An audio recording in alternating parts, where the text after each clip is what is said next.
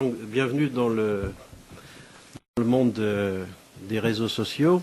Bon, j'ai tenu à ce que cette vidéo soit montrée. Alors évidemment, on est loin de l'agriculture, hein, mais bon, ça donne quand même une idée de l'ampleur du phénomène, quoi. Il y a quand même quelques chiffres qui sont intéressants.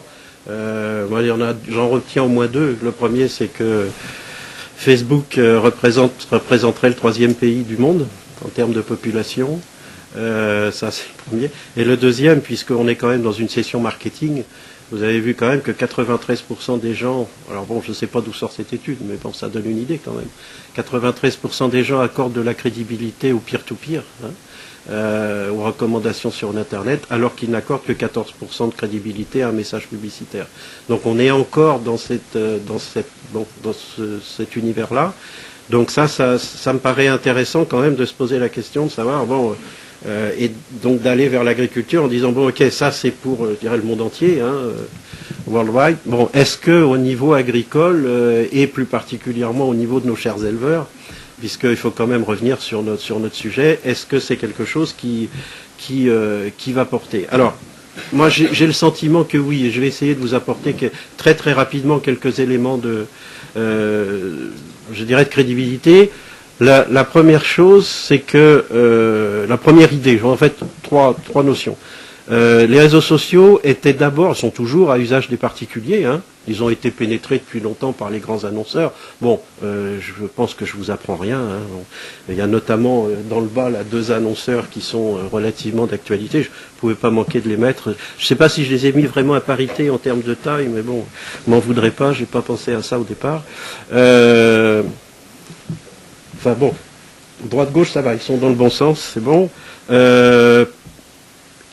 La deuxième étape, c'est qu'il y a des entreprises qui sont allées, qui sont toujours sur les réseaux sociaux. Là, je vous ai mis quelques exemples, quelques entreprises du secteur agricole.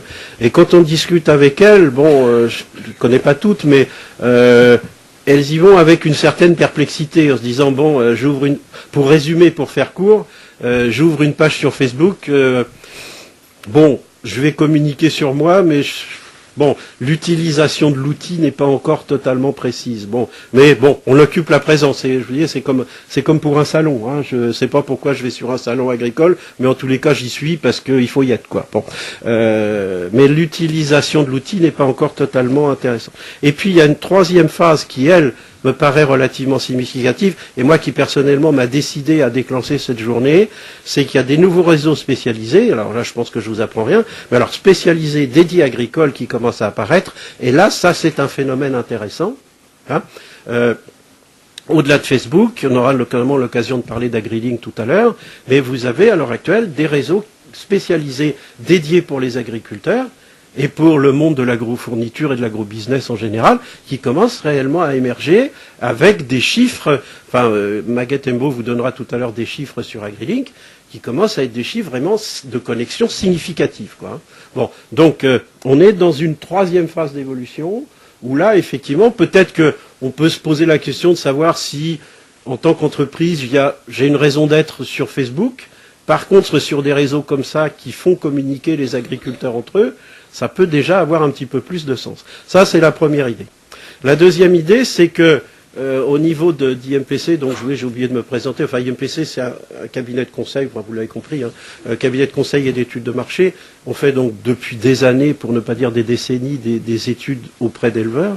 Et il y a des thèmes qui sont récurrents dans nos tables rondes et dans nos focus groups, c'est que, et vous le savez parfaitement, bien avant les réseaux sociaux, on avait identifié le fait que les éleveurs étaient intéressés par l'échange d'informations, hein, étaient intéressés par le fait de savoir ce qui se passe à droite à gauche dans les exploitations autour d'eux, même loin, sont sensibles au testimonial. Hein, les éleveurs, vous savez comme moi que les éleveurs sont sensibles au testimonial, plus d'ailleurs peut-être qu'à d'autres types de messages publicitaires. C'est vrai que quand c'est un agriculteur qui parle, en général ça a plus de poids pour eux, peut-être à juste titre d'ailleurs, hein.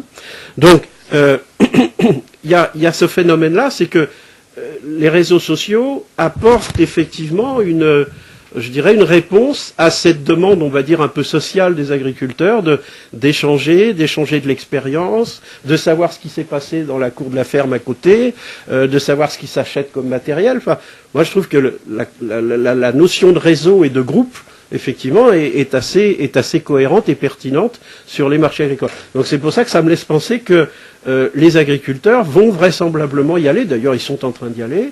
N'oubliez pas non plus que ce sont des gens qui sont isolés, donc qui par nature ont besoin d'échanger sur d'autres supports. Ça a toujours été, par exemple, les premiers clients de la VPC, les agriculteurs. Hein.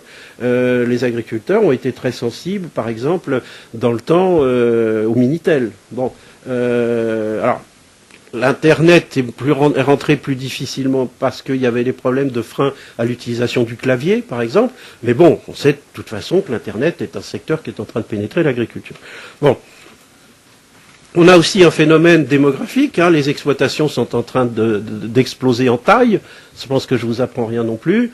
Donc, besoin de rationaliser les achats, besoin d'informations économiques, besoin de plus en plus d'informations techniques.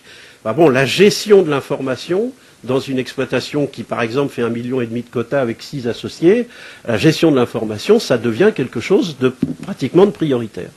Donc, les réseaux sociaux, Internet, les nouvelles technologies, ont du sens en termes de réponse par rapport à ça. Alors, quelques freins à l'utilisation, mais je pense qu'ils sont mineurs. Bon, l'utilisation des sites et des réseaux sociaux sont parfois un petit peu compliqués. C'est ce message que renvoient les agriculteurs. C'est vrai que c'est pas forcément facile au départ de comprendre ce que c'est qu'un mur, ce que c'est qu'un fil d'actualité. Bon, une fois qu'on a passé 1 heure dessus, ça va vite. Mais au départ, on rentre dans un monde qui est pas habituel, quoi.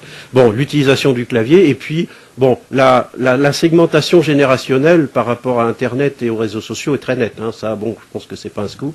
Effectivement, c'est clair, c'est plutôt les jeunes qui y vont. Hein. Alors, très rapidement, et puis je terminerai là-dessus. J'ai récupéré pour le moment la seule étude qui existe sur les réseaux sociaux. C'est une étude qui a été publiée par BVA l'année dernière, donc c'est assez récent. Hein.